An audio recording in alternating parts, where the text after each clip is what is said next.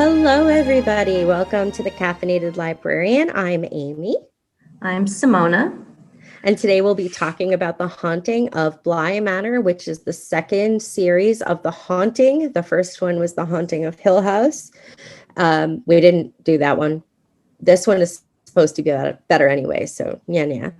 Um, but it is available on Netflix, and so let's get started. What did you think, Simona? Well, I actually watched The Haunting of Hill House, and I honestly enjoyed The Haunting of Bly Manor more than The Mhm. Haunting of Hill House. The Haunting of Hill House, I will say, is scarier. There were many moments that genuinely terrified me. With The Haunting of Bly Manor, I mean, there definitely were some spooky moments, but I didn't find myself constantly like covering my eyes, and especially if you ever do watch The Haunting of Hill House, there's this incredibly excellent jump scare moment, which I was prepared for because I spoiled the entire series prior to watching it. So I was prepared for it. But when it happened, it wasn't any less scary. Um, You have but to I tell us definitely what moment that is now because I Okay. don't remember. Well, it's a moment where two of the characters, they're two of the sister characters, and unfortunately, I can't remember their names. They're driving along a road, a stretch of road at night, and they're arguing. And all of a sudden, their dead sister pops in the middle of them and just emits this piercing scream, Yeah. which causes them to scream, and they swerve off the side of the road and they just like stare at each other like what just happened. But that's the moment So her head just pops in the center of them and she just starts screaming. so good. So that's the moment I was talking about. And I knew it was going to happen. I didn't say anything to my mom as she was watching it with me because I didn't want to spoil anything for her, but it was very terrifying. I liked um, I liked Hill House a little bit better because I thought it was much scarier. I liked Bly Manor. I have nothing against it. I just really enjoyed really enjoyed The Haunting of Hill House. yeah, it's interesting because they're both dramas and horror that center around family and a home that has like a haunted past and a home that's filled with spirits. But I kind of felt that The Haunting of Bly Manor was more about the relationships between the individuals more so than The Haunting of Hill House.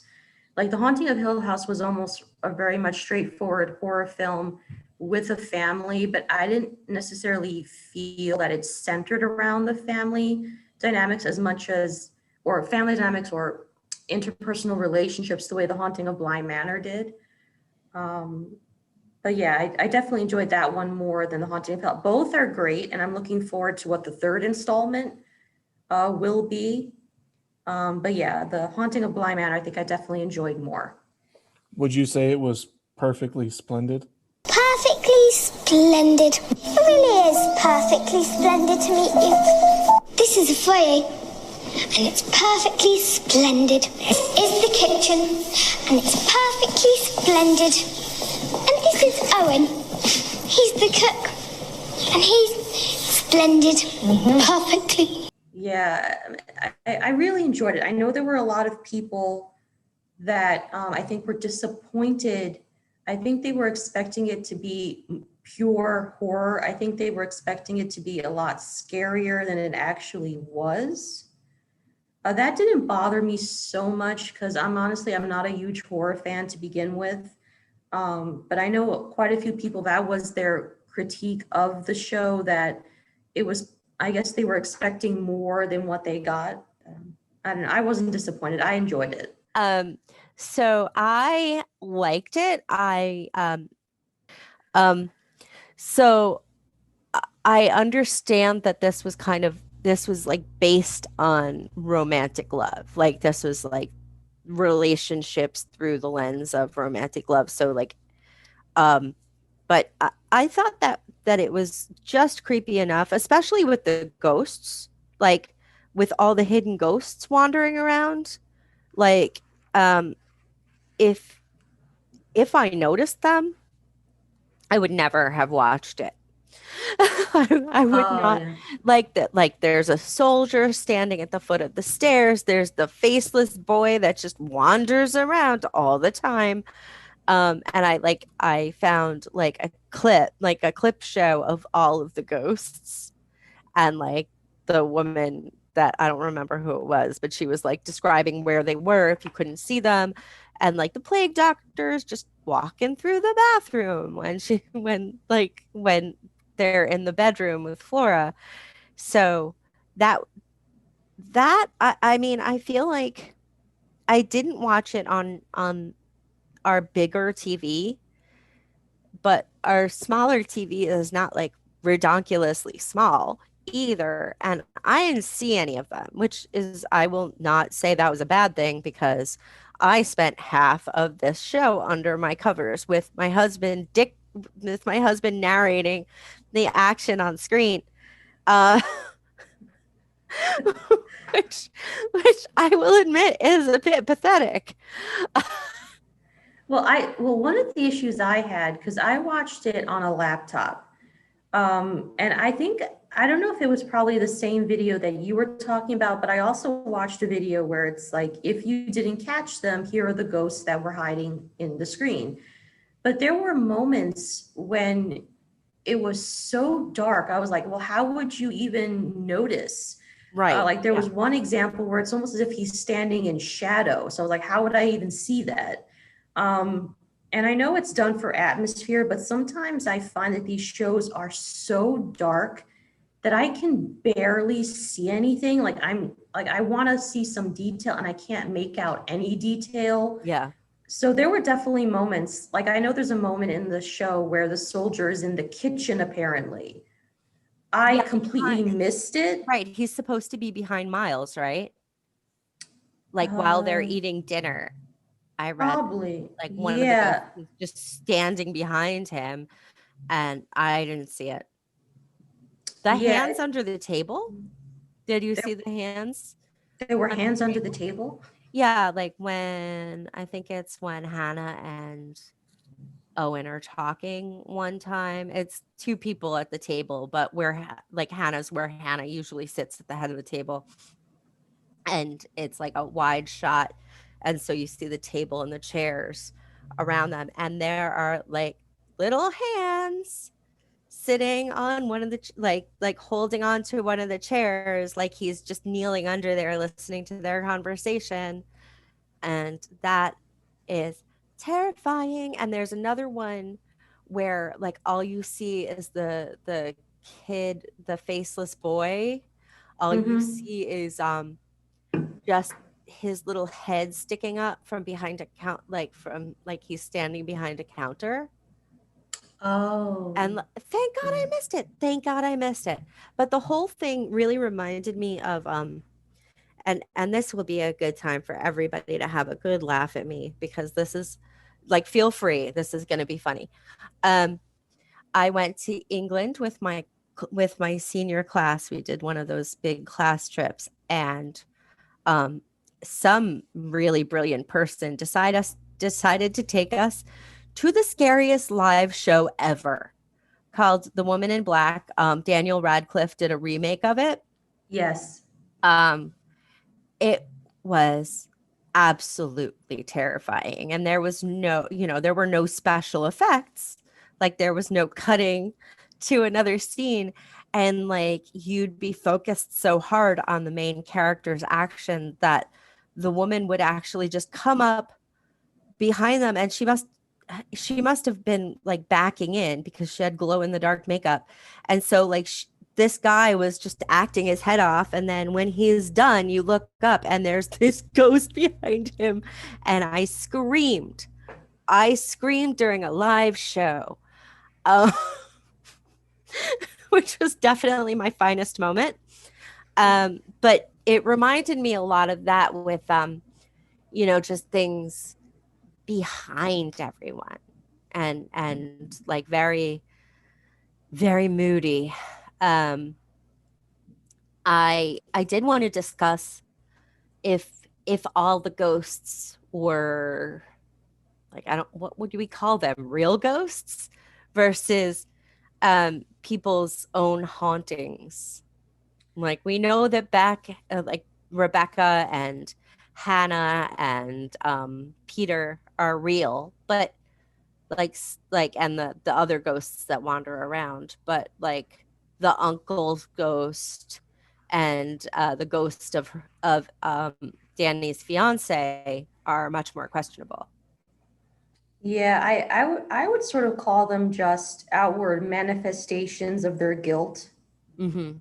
Yeah, that's how I would sort of define them. Although with Danny's fiance, I was a bit conflicted as to whether or not he was a spirit, because there's just like a actual spirit, because there was a moment when uh Danny is standing outside the house. She's run out the house, and then Mm-hmm. she turns and her fiance is standing before her, and it's almost like he's vacuum sucked back into the Yeah, I saw that. house, Yeah.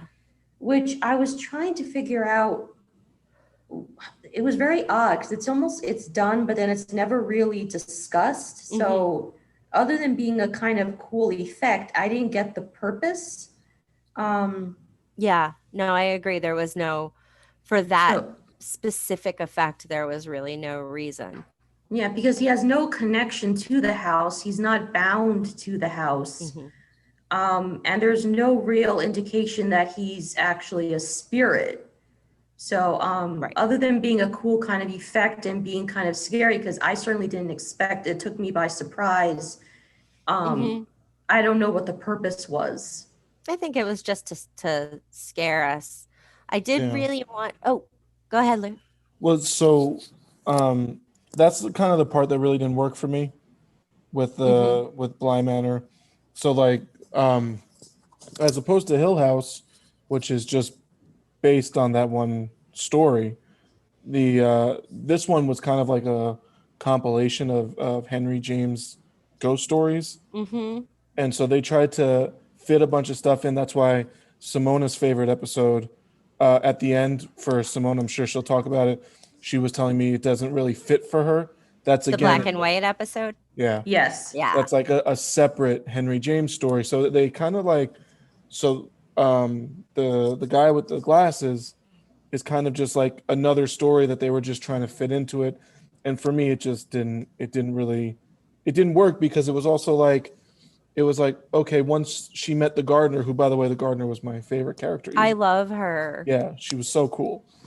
Once she met the gardener, then it was like, okay, which it's fine if like the ghost is just a manifestation of her guilt, I guess. Mhm. That's fine. But it was almost like after that, it just wasn't even addressed anymore. Well, she burned his glasses.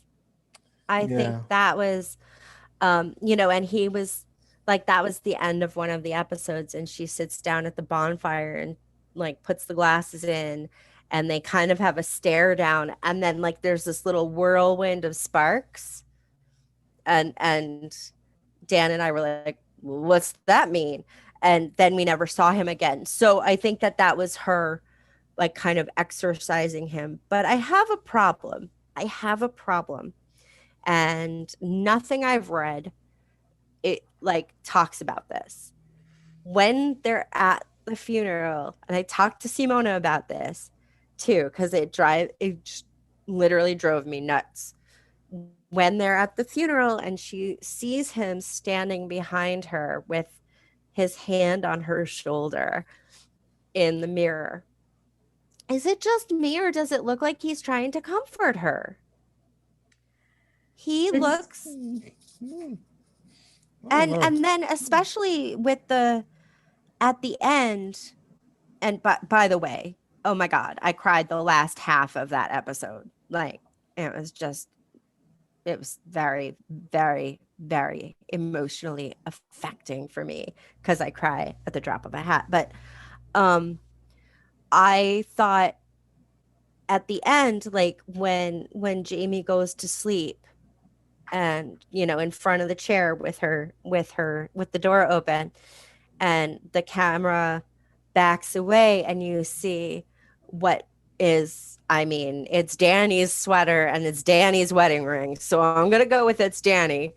And whether that's in Jamie's imagination or real, we don't know, but it's the same. It's I I spent so much time staring at these two clips. I want you to know. Um, she's standing with her left hand on her on Jamie's shoulder, and Eddie had his right hand on her shoulder. And it just looked so, I don't know, it didn't strike me as creepy as it should have. Like, it was totally creepy, don't get me wrong, but I feel like I was conflicted as to the feelings of the ghost. Interesting. But I'm sure he was conflicted. Let's discuss being gay in the early 80s or mid 80s. Um, you know, if it was a real ghost, he might have been conflicted too. He knows, like, deep down, he probably knew it wasn't him. You know, he was angry and probably like mortified about the future and telling everybody and his mom and all of that, like, disgustingly painful stuff that was going to follow. And if it was like just her imagination, it feels like the haunting was actually because she couldn't tell anyone that she'd broken it off. It definitely could be, because I was even thinking back to when you mentioned the funeral scene where he puts his hands over her shoulder. What I sort of observed is whenever she sees him is when she's feeling an extreme amount of guilt, or she's on the verge of maybe moving on, and then he appears again. So at the funeral, I kind of saw it as, she may feel guilty that she's mourning his death when she sort of feels that she's the cause of it. Right. Granted, she didn't make him step out of the car and get struck by a truck, but it happened just as she basically, I'm assuming she came out to him, and said that the marriage would not be possible. So here she's in the funeral, everyone is consoling her. You have people telling her, you loved each other so much, which I have no doubt that she loved him. She just wasn't in love with him. Yeah. And you saw the face on her when he told the story about how he asked her all the time, and one day she said yes, and she looked miserable at that story. Yeah. But so and then, like, when she's about to kiss Jamie, when they're in the greenhouse. Oh, they did kiss.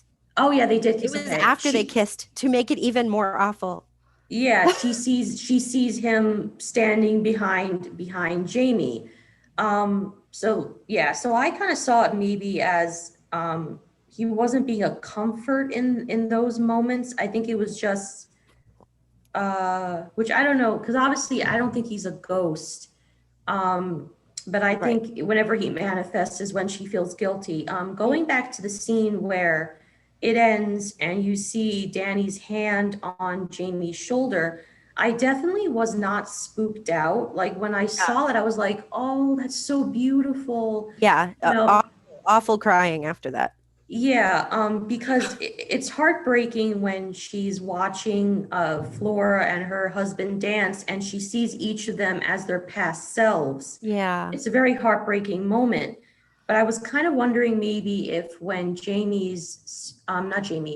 Danny's spirit appears, if she's actually there, because I'm assuming she would be tied to the house.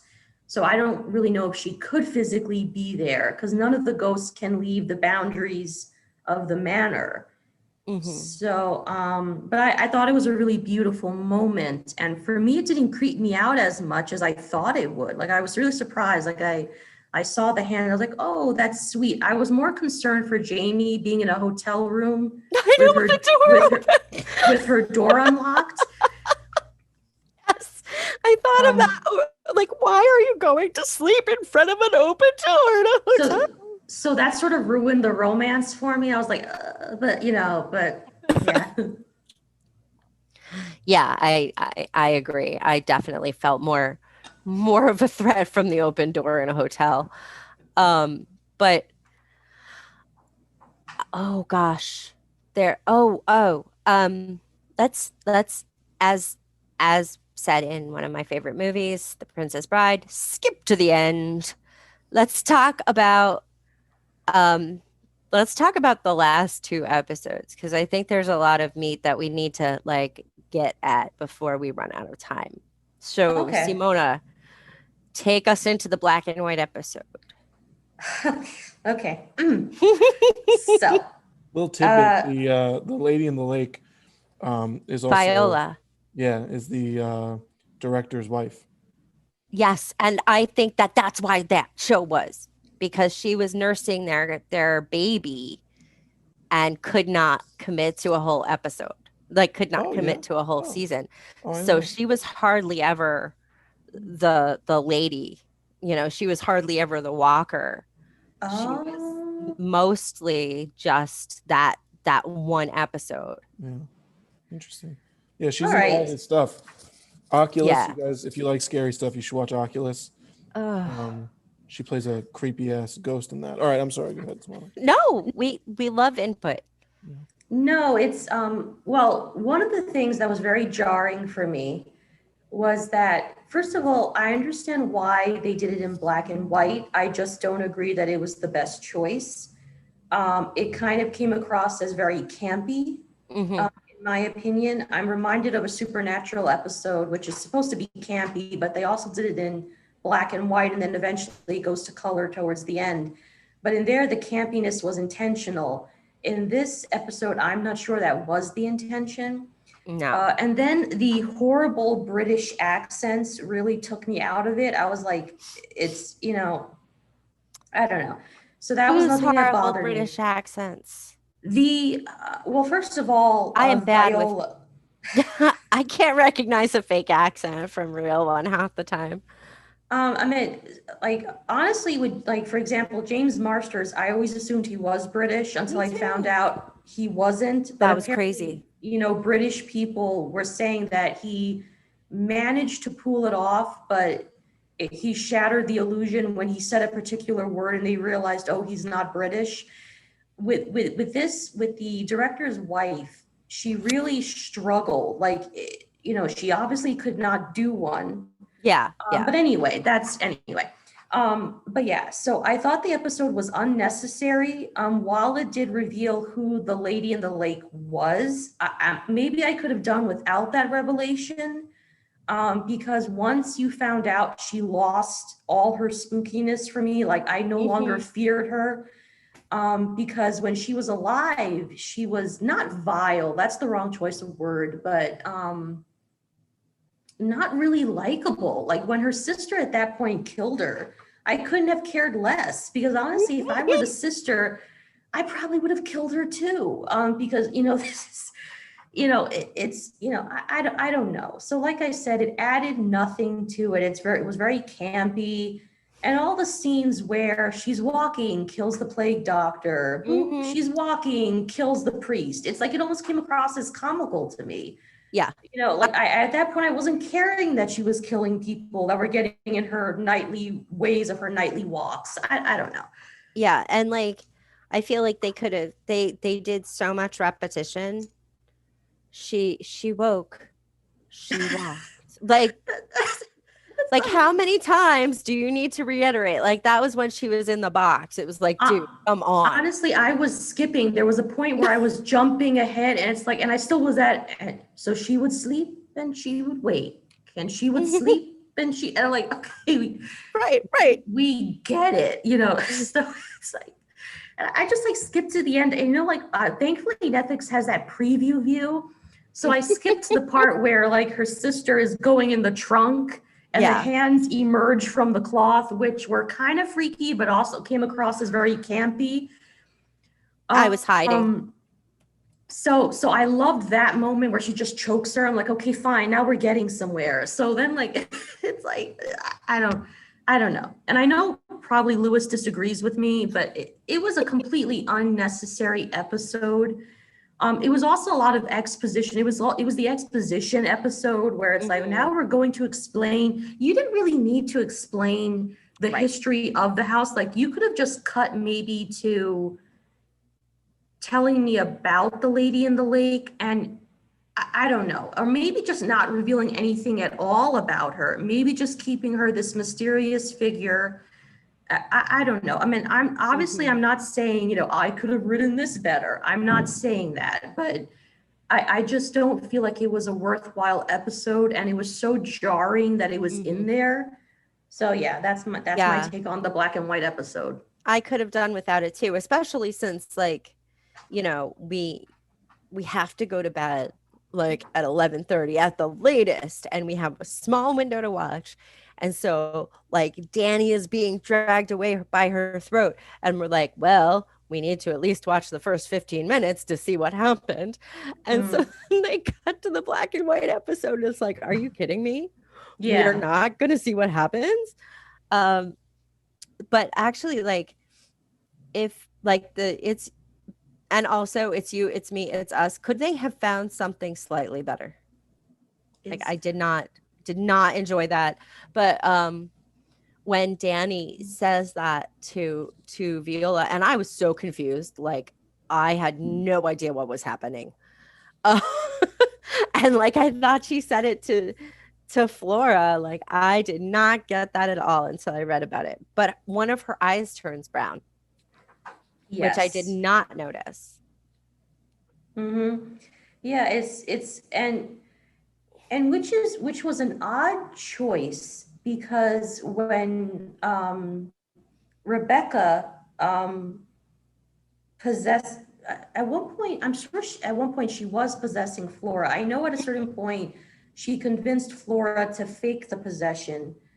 But when Miles was possessed by Peter, I didn't observe a physical difference to basically indicate possession. I mean, obviously, I think the young actor did a great job with his posture, his facial expressions, indicating that now he's basically been possessed. I'm talking more of like with the case of Danny, the one eye being brown. Right. Well, I mean, they weren't like 100-year dead ghosties that have been, like harboring their crazy for that long. Yeah, but I kind of saw it as just another way to say, you see, she's been possessed. I think we would have known, because at a certain point, whenever she looks in reflections, she sees the ghost. So I think the change in eye color wouldn't have been necessary, because once you see her look in a mirror, the effect of not seeing her own reflection would have been sufficient. Yeah, that was heartbreaking. That whole, I was really, I was really upset that she wound up going back to Bly, and I should have seen it coming. But like, I just wanted them to have a happy ending. And so, honestly, I kind of figured it would not be the case. Like, yeah. I mean, it could have been that worse. angered me. That angered me, but it was it's like, I knew it, Yeah, well, ghost stories frequently don't frequently end with, and they lived happily ever after. Yeah, so I loved Jamie. I loved her character. I loved her sass. I love how she connects with Danny almost instantly, and they form that connection. And it's so funny, even prior to the reveal of the attraction between Jamie and Danny, I kind of figured that's where it was headed. I was like instantaneously. Yeah, I was like, is Danny gay? I was like, ooh, this is interesting. And I was like, and I just got they my had like, so much chemistry together. They had the really best did. chemistry. Yeah, they really did. I really enjoyed it. Yeah.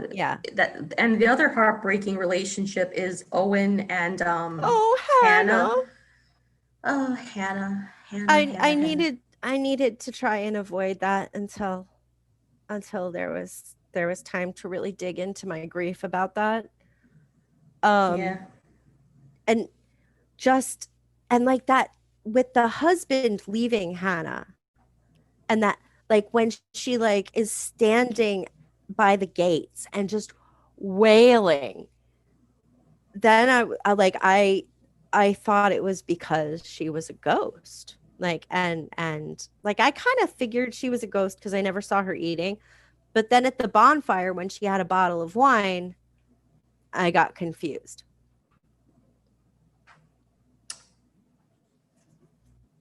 Yeah, I see what you mean. But doesn't she also try Owen's batter? Like, you know, when Owen is making his Right. cake? And that was another time that I was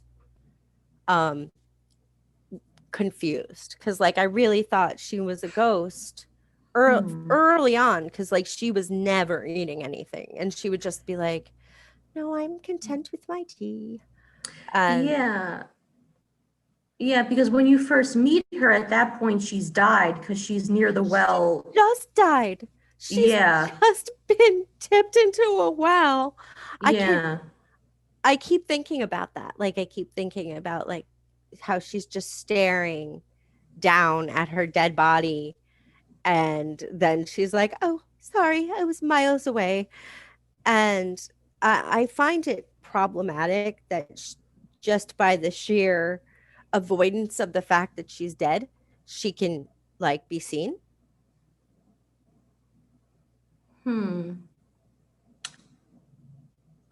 Well, I also thought it might be that the ghosts can choose whether to make themselves visible or not. That's how I understood it too. Like, or unless I'm completely wrong. They can, but Peter had to work for it. Like Peter wasn't immediately identifiable except to the kids. And I guess it was because he didn't know he was dead yet, but he still kept on appearing to them. Maybe they were just sensitive. Maybe. I mean, because he is seen by Danny in those few moments, like the first time when he's on like the balcony, she sees him. And then in that almost scary, funny moment where she sees him out the windows and she opens the door and Owen is there. So I kind of thought that they could pick and choose when to be seen. Maybe I'm wrong. Maybe I'm completely wrong. And maybe you need to Manifest. maybe. Because I'm trying to think of other ghosts that, well, what about like the boy with no face? No, well, Flora always saw him. I don't know if that's an error on the part of the show writers or it's because they're choosing to be seen so you can see them. I don't know. Yeah, I found that lack of plot continuity frustrating, because I'm a nerd about that. Yeah, because now that you're mentioning the fact that Hannah never eats, but she does drink tea. She does drink alcohol. So it's not like except she doesn't. Yeah, exactly. She doesn't drink the tea. Like she thinks she's drinking it, but she never touches it. But I saw her take a swig of wine. I saw it. So I don't know what to make of that. And when Owen was telling her that they should run away to France, that was so heartbreaking. And like, why couldn't, when she said yes and he didn't hear her, what the heck was that about? Is that because she's in a loop and she can't affect the memory? I think so. Which now that you mention it, throws another confusing aspect, because in the episode where they finally decide to focus on Rebecca and Peter's relationship, and Peter doesn't come off 100% as basically a sleazeball that was using Rebecca, that there's some evidence that they actually did care, that he did care for her. I'm thinking of the moment when he gives her the fur coat and he says, let me show you how beautiful you are. And at first Rebecca is playing out the memory, but then she realizes, no, this is a memory. It's not actually happening.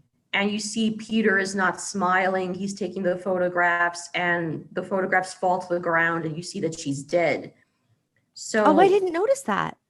Yeah, it's so well done. He takes the photo and he tosses it to the ground and you see that they're both dead. She looks like almost a desiccated kind of corpse. Oh, wait, I'm Googling this right now.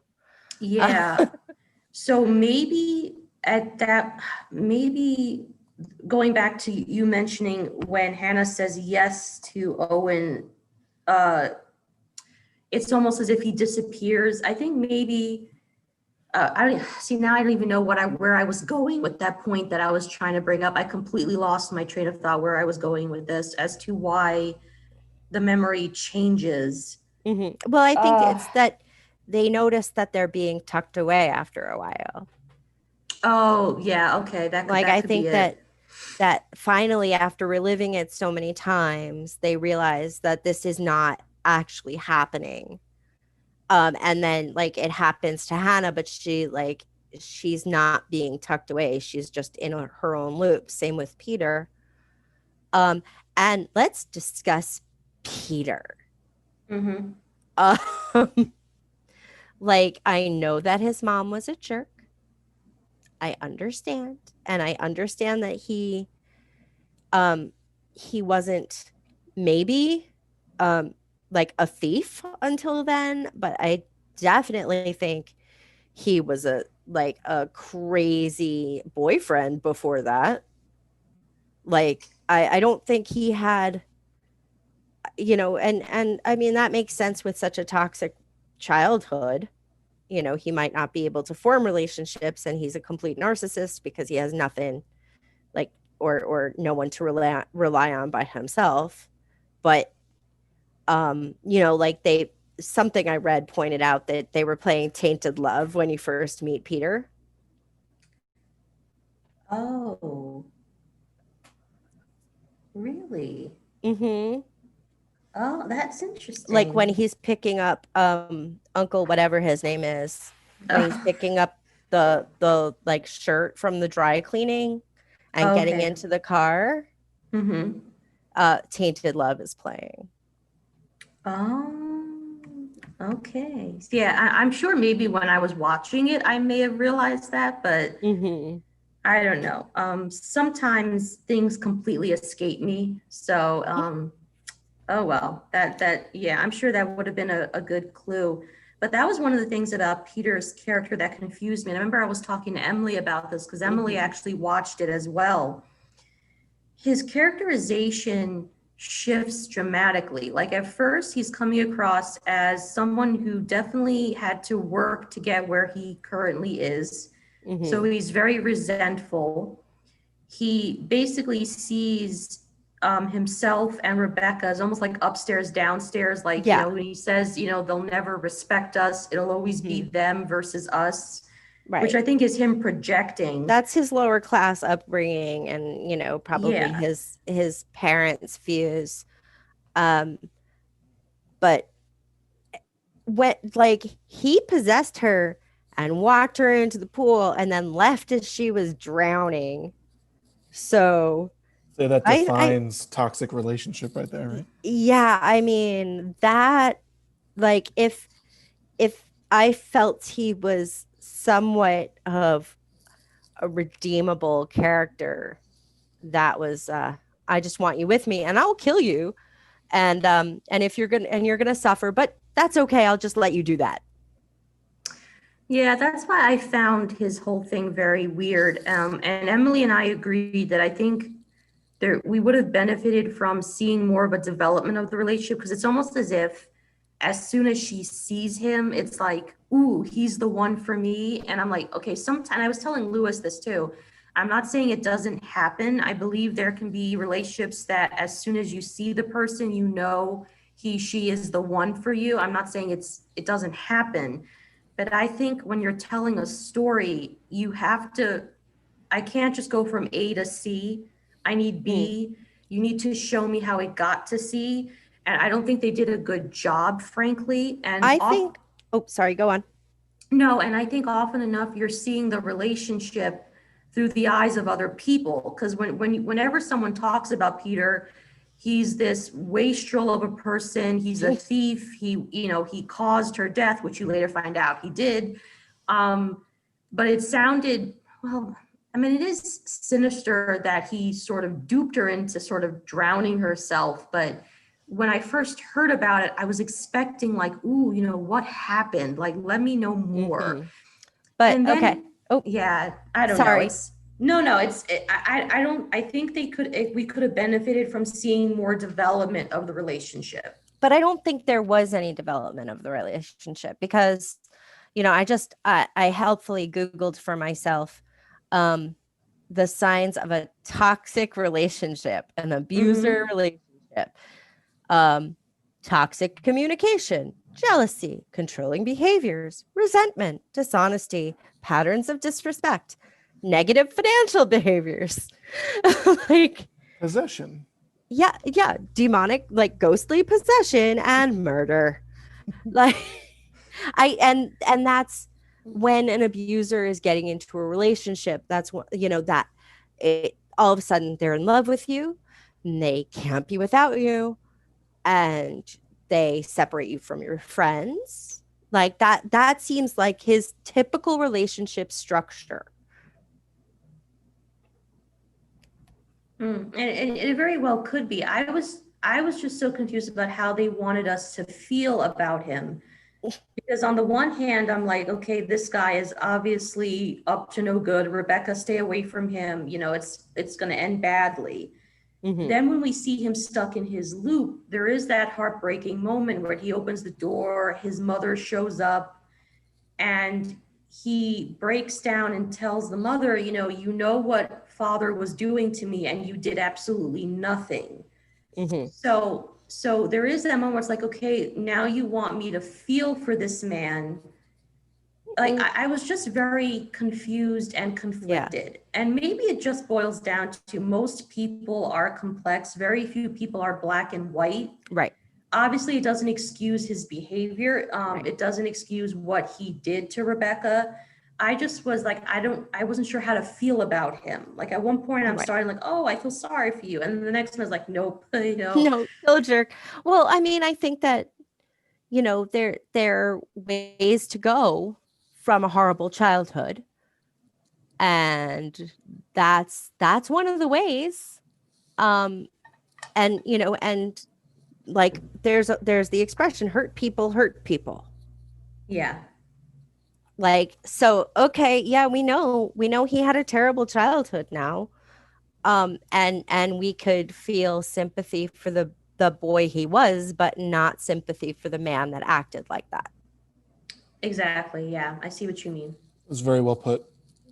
Thank you. Yeah, I agree with that. Yeah. No, you saying that, Amy, like, it makes it clearer now for me. It was very well put, as Lewis said, that you can have this sympathetic, traumatic past, but it won't justify your future actions. Mm-hmm. Yeah, I mean, I Plenty of really, people that get abused that don't kill their girlfriends. Exactly. There are a lot more people that are abused than that murder people. yeah, it's just overall, I don't know, like that's, I think, one of the reasons why I love this show, because it really does play with your emotions, like you're yo-yoing back and forth as you're watching it. Mm-hmm. But yeah, aside from the black and white episode, I enjoyed every I enjoyed every other episode. I really enjoyed Hannah's episode. Oh gosh, I love Hannah. Especially, I loved the moment when you make the connection between the crack that she's constantly seeing and what it actually is. Right. That was so well done. Yeah, that was one of my favorite episodes. Yeah. Back to Peter being a gigantic jerkhead for one more moment. Sure. Like you could possibly think that he only accidentally pushed her into the well. But I don't think that's true. And like, he showed no remorse about it. Like, that was obviously the intended goal. So like, it wasn't even that the first murder was Rebecca. No, absolutely. I mean, at that point, Hannah is a stumbling block to him achieving what he wants. Mm-hmm. So his goal is to trap the woman that he loves forever and ever in a home with him. And here is this meddlesome woman who, even when he was alive, she was on to him. Right. and saw him for what he truly was. So it's perfectly within line of his character to say, okay, I have a goal. You are interfering with that goal. I'm going to shove you down a well now. So, it's, like, yeah, so that wasn't surprising, because at this point, I mean, I don't know if you could argue the fact that he's dead now has made him more desperate. Obviously doesn't justify him shoving her down a well. But at this point, any thought that maybe I could just scare her a bit more and she'll maybe leave the house, and then I can, at that point, I think he's not operating Right. with a rational mind, so he just shoves her down the well. Problem solved. Well, I don't think, I mean, the very first meeting with Peter is when he's explaining how everyone has a key to Miles, which, that is definitely characterizing. I find bad people fascinating, if you could not tell. But I think that's like and when they lock Danny in the closet and he says, "I'm sorry, I just needed to find your key." Yeah. Which also goes into how he views not necessarily relationships, but interactions with people, where basically once I can determine what your tipping point is, or what is going to basically make you in a way where I can mold you and influence you, then it makes sense, the whole key conversation, because basically saying, once I figure out how to manipulate and control you, then you're mine completely. Right. Well, that's his parent. That's his mother's relationship with him. Well, yeah. She was a key finder. She was very emotionally manipulative. Sounds like the dad was too. But I actually wanted to just go back to that screaming when Hannah is out and just howling. I feel like she sees what Peter is, because that might have been what her husband was like. And I kind of just made that connection now. It's very possible. I think sometimes when you're it's easier to see the patterns when you're out of a relationship than when you're in it. So definitely, if her husband was manipulative emotionally, I think she would be one of the best people to see that. Although it seemed, well, Owen, bless Owen's soul. Oh, I love Owen. I'm thinking back to the batter moment. And it's like, when I was watching that scene, I was thinking, Rebecca, don't taste Owen's batter while he's watching. I said, don't do it. It's gonna be bad. And I like how Owen is almost oblivious to the fact of how his actions are basically winding this very volatile man up. It's almost like Owen, put aside the batter and just focus on. And that's what kind of makes him adorable, but kind of makes you want to shake him up a bit, saying, pay attention. But that's I don't know, not something he can see. That's not, I mean, his relationship with his mother, and just the way he talks about his mom and that she obviously loved his dad because she thinks that he is his dad when she's failing. He doesn't have, he's not equipped to see that. Yeah, definitely. But it was just that was one of the moments that truly terrified me. It's like, oh, this is not going to end well. Yeah, and even the way he twisted it, it was so well done. The actor was brilliant when he's basically saying, if you're willing to basically put what a man gives you in your mouth, and just and I like how Rebecca is so confused. She was saying, he just wanted me to try his batter. And I like how the Right, fact right. that he twists it into something sexual and perverse. Well, that's And a basically, classic abuse thing. yeah, I it was mean, just, oh my God, it was such a terrifying moment. Like, I honestly thought he was going to hit her. Like, I was waiting for that moment where he was going to explode. But And- how Rebecca is basically saying, like, I'm confused. Like, why are Right, you right. reacting this way? You know? And she should be confused because the Yeah, way because he's no one acting is should. not Yeah. normal. Yeah. Yeah. And just a shout out to the actor that played Rebecca when Mhm. she is screaming over her dead body. That was fantastic. Yeah, Like that was chilling. and when I first saw her, one of the things, like, I immediately was struck with how beautiful she is. Like, every Uh-huh. time she was on Oh, yeah. screen, I was like, my God, she is so beautiful. Yeah. If you're Like, going to be stuck in eternity with somebody, I'd want it to be her too. it's like there was also a moment where she was with Peter and she was wearing this, like, just plain jeans and a black lace top. And I remember, like, I could not stop staring at her. I was like, my God, she is so beautiful. And Mhm. even dressed simply, I'm still staring at her.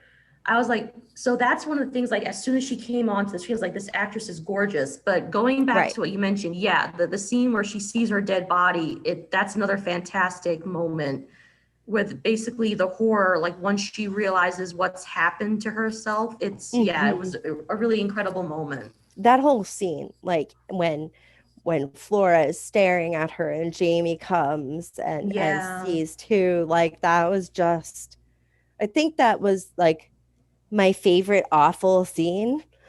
yeah. And like anything with Danny and Jamie together was like I loved them. I loved them And so and much. for a brief moment, I almost thought that the lady in the water was Rebecca, which would have been more Mm. interesting than her being Viola.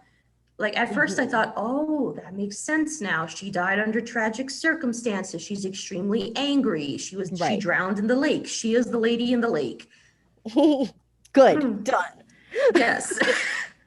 But Yeah. then the actual lady of the lake comes up, and I was like, oh well, that's Yeah. compelling.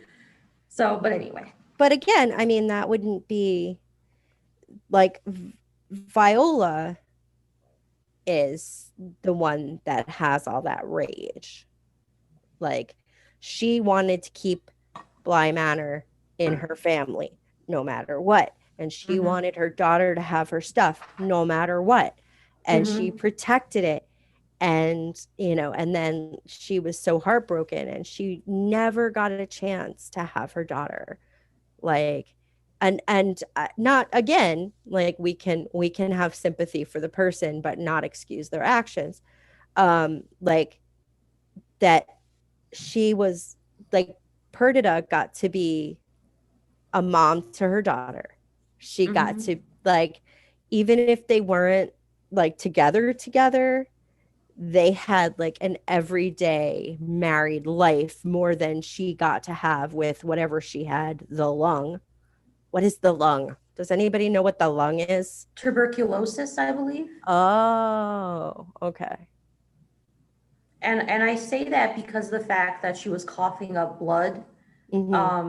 I'm pretty sure what she has is tuberculosis. And also going back to the whole thing about keeping the daughter away. But then again, the husband and her sister were dealing, I mean, okay, maybe the husband not as much, but there are moments when the sister is like right next to her, like, couldn't she have caught tuberculosis? Because, like, the sister is coughing, not necessarily covering her Yeah. mouth. I'm like, why are we so worried about the little girl when you two could die as well? So, like, I thought that was kind of weird because it's not like they Hmm. were wearing facial coverings whenever they were around her. I mean, initially when the doctor diagnoses her, Right. there's that horrified look on their faces and they have the masks on, but after that they never wear them. Hmm. No, you're right. I noticed that too. Like, but the sister would have to be the carer if they couldn't afford to have someone care for her from outside. The sister would have to do it because that would be her obligation.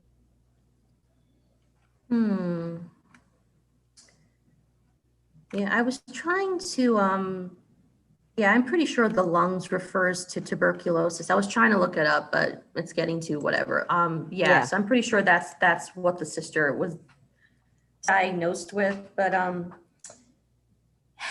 yeah, I just had a very hard time sympathizing with anyone in that episode. Yeah, I get that. I mean, not get that anyone deserved to die of tuberculosis. That's not what I'm saying. It's No. just like, Well, also like Perdita becomes very like her sister after she kills her sister. Like that scene when she's just like tearing into the husband.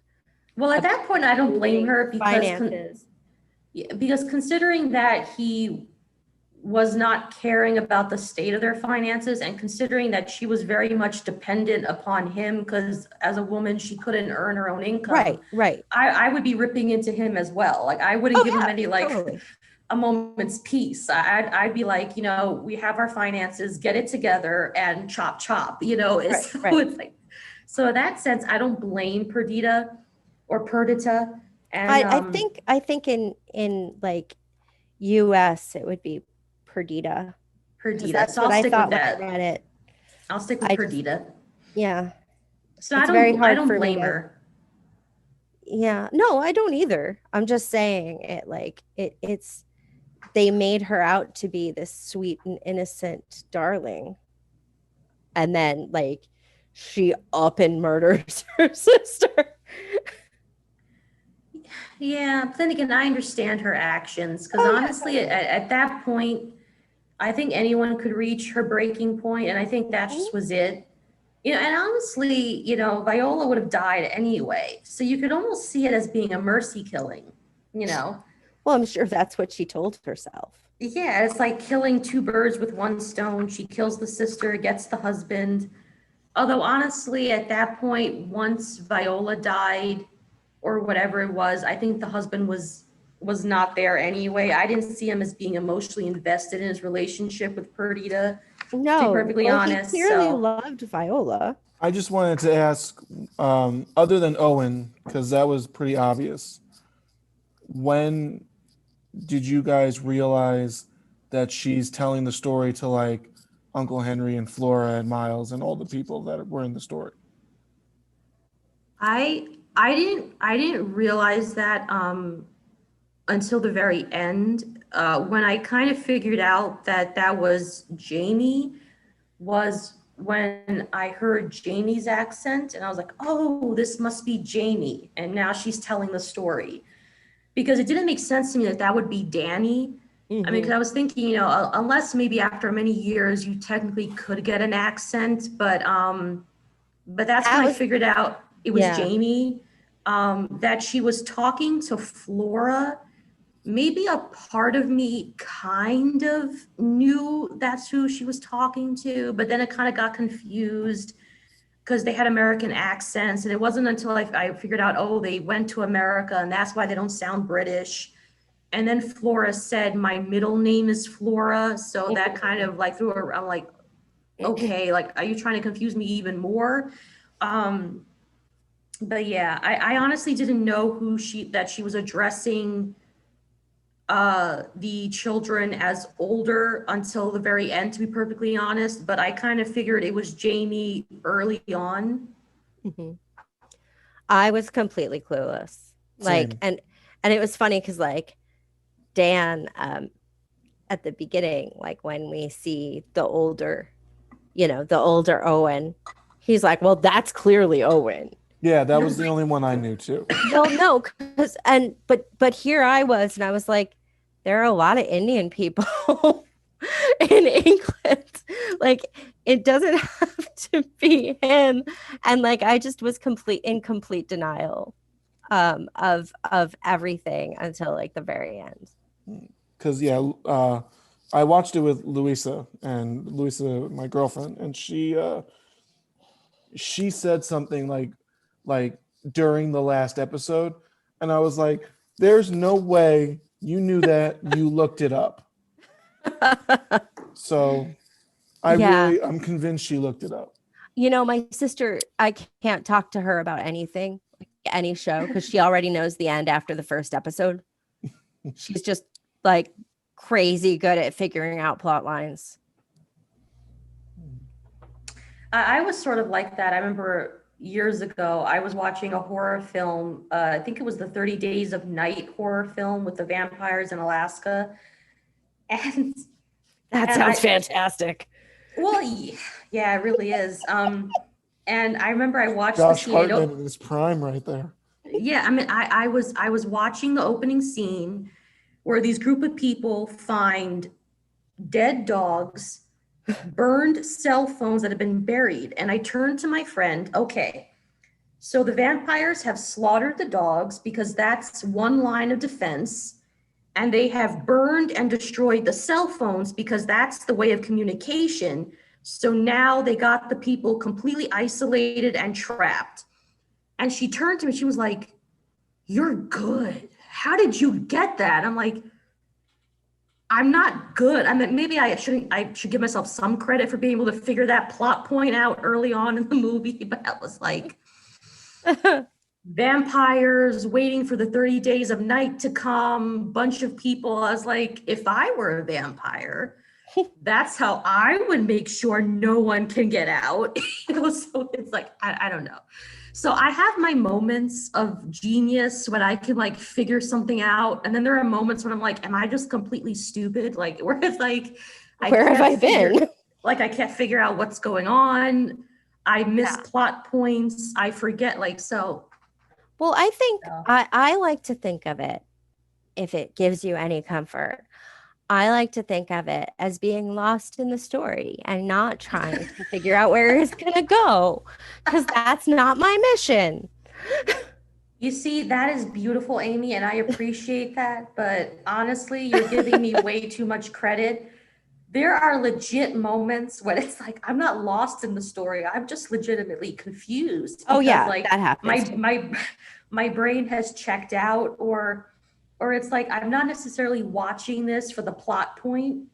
It could be for another reason, a more shallow reason, which I'm not going to like say anything about it because it makes me look really shallow, but it's like, that's why I'm really watching this right now. So like I lose focus of everything else, but then there are genuine moments, as you said, where I'm just lost and immersed in the story, and I don't care where this is going. So thank you, Amy. You're welcome. Anytime. I have to rationalize that to myself when my sister like comes up with the season finale after 15 minutes. See, would you want your sister on this podcast? Because No, because it would just be like, well, yeah, I knew that was going to happen. Because it's so funny, because my sister has said, could I be on your podcast? And I'm like, if you want. But then she's like, no, maybe not. So like, I don't know. So like, I'm always curious, like if we could get family on like this podcast and just like, that could be the theme. Like, did you figure it out right away? I just like, I would kind of love to see where that would go from there. But my father is very much where he watches something and he's like, this makes no sense. Why are they doing this? I'm like, Dad, it's a story. I mean, sometimes I do the same thing, but my dad is very unforgiving.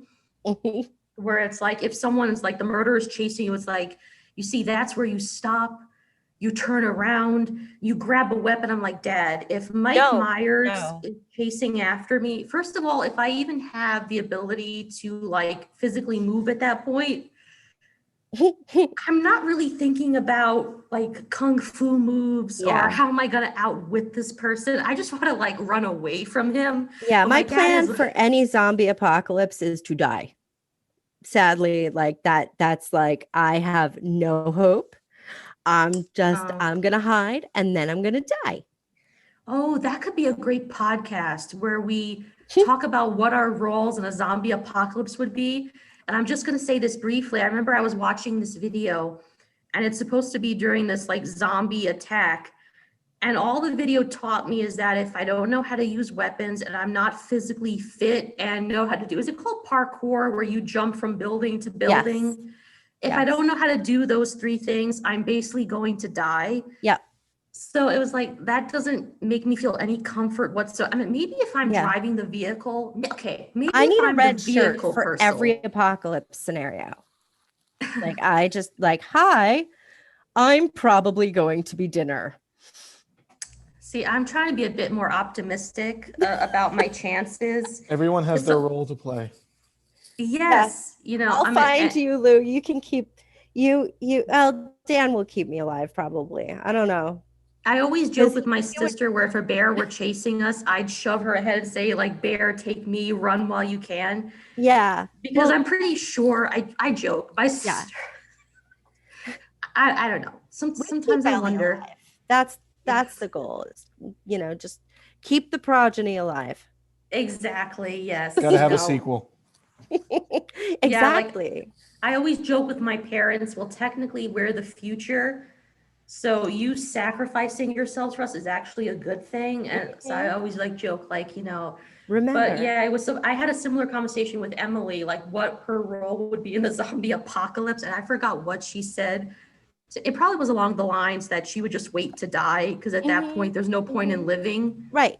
Yeah. And I can me kind too. of see that because if the zombies aren't trying to kill you and eat you, then you have people forming gangs that are trying to kill you and not necessarily eat you, but trying to kill you. So at Yeah. that point, I'm be like, I can kind of understand what would be the point. Yeah, my skill set is trivia. Like, there's no need for that. No. You could be like Smeagol and no Gollum and oh, what's his name? Frodo's uncle, Bilbo. What a life to You- live, Amy. There you go. Yeah, I know, right? You just play trivia until the zombie gets so confused, turns around, and then you bolt out of there. Oh, I And then thought I you go, meant "We she just like hate lives in a you." cave somewhere. So you see, Okay. the trivia would help. Okay, good. I'm glad we have a plan for me. Man, we went off the rails there, guys. We did. That can be on our outtake show. Yeah, we should. I We don't- should yeah. cut this short. Yeah, I don't really have any other closing statements to make. All I will say is, as I always say at the end of every episode, give it a watch. I think it's definitely worth it. Black and white episode aside.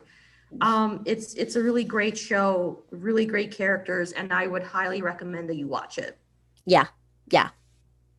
All right, well, Have thank a you for blanket joining nearby. us. Yes, To hide yes. under. A blanket, a box of tissues. But I just wanted to say thank you to everyone who has been listening to us, or if you've just started listening to us, thank you very much. Stay safe, stay well, and we'll see you next time. Bye. Bye, everyone.